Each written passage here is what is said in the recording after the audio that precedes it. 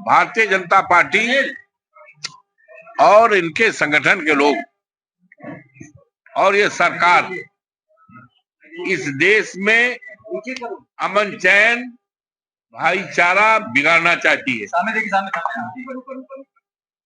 और संविधान को बदलना चाहती है। ये इसलिए है कि जनता की ज्वलंत जो समस्याएं हैं, कानून व्यवस्था की है, बाबा साहब भीमराव अंबेडकर के संविधान की है और तमाम विकास की योजनाओं का है।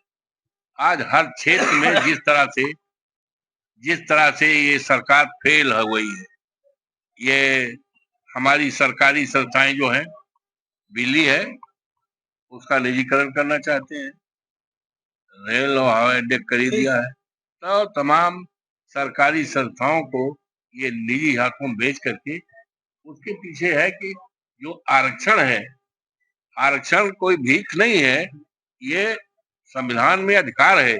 आरक्षण के तहत नौकरी न देना पड़े इसलिए निजी हाथों में दे रहे हैं। और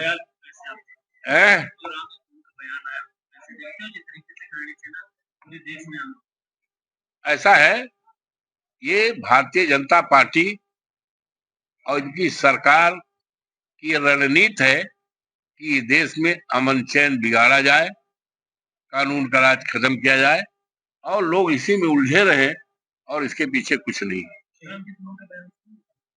अब तुम बताओ, आप बताओ, नहीं आप बताओ, क्या ये सही है कि उनके घर पर हमला किया जाए? उनके घर पर हमला किया जाए, उनके परिवार वालों जान के लिए खतरा पैदा किया जाए और इकट्ठी भीड़ की जाए, ये क्या है आप बताइए। और ऐसे समय पे जब प्रदेश का मुख्यमंत्री आगरा में हो और बड़े पैमाने पर उनके घर को घेरा जाए, क्या उचित है आप बताइए?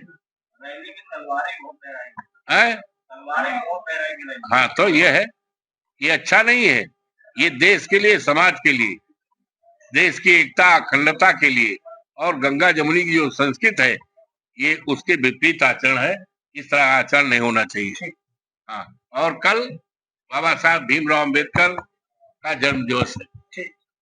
बहुत इस अवसर पर सभी क्षेत्रवासियों को पंचकुशी परिक्रमा की चौड़ीकरण के नाम पर उठाया और इन सारे मुद्दों को मैंने लोकसभा के अंदर भी, ऐसा मत समझिएगा, मैंने लोकसभा के अंदर भी ये सारे मुद्दों को मैंने उठाने का काम किया। आज एक क्वेश्चन, जिस शहीद की बेटी आपने ऑपरेशन किया था, आज उसी एसपीएम को वही सर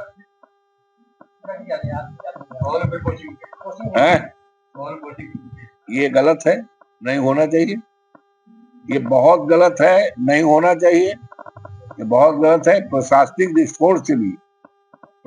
दृष्टिकोण से भी जो अधिकारी किसी कारण से हटाया गया हो, तो प्रशासनिक दृष्टिकोण से वहां पर रहने का कोई, अब पता नहीं यहाँ के जिलाधिकारी जी को कौन सा दबाव था, कौन सी परेशानी थी। खैर, इन सारी बातों को लेकर के हम कौन तारीख पड़ रही है जिस दिन हम धरना देंगे मिल्कीपुर में?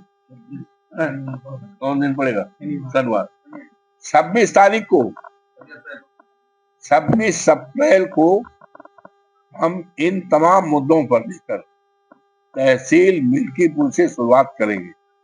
सारे मुद्दे जुड़े रहेंगे, सारे मुद्दे, और उसके बाद बहुत बड़े पैमाने पर फैजाबाद मुख्यालय पर बहुत बड़े पैमाने पर हम संघर्ष की शुरुआत करेंगे।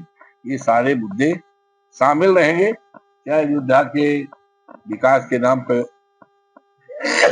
लूट का मुद्दा हो और चाहे 84 कोसी परिक्रमा के नाम पर किसानों की जमीन का मामला हो और चाहे किसानों की जमीन को जबरदस्त तरीके बैनामे का।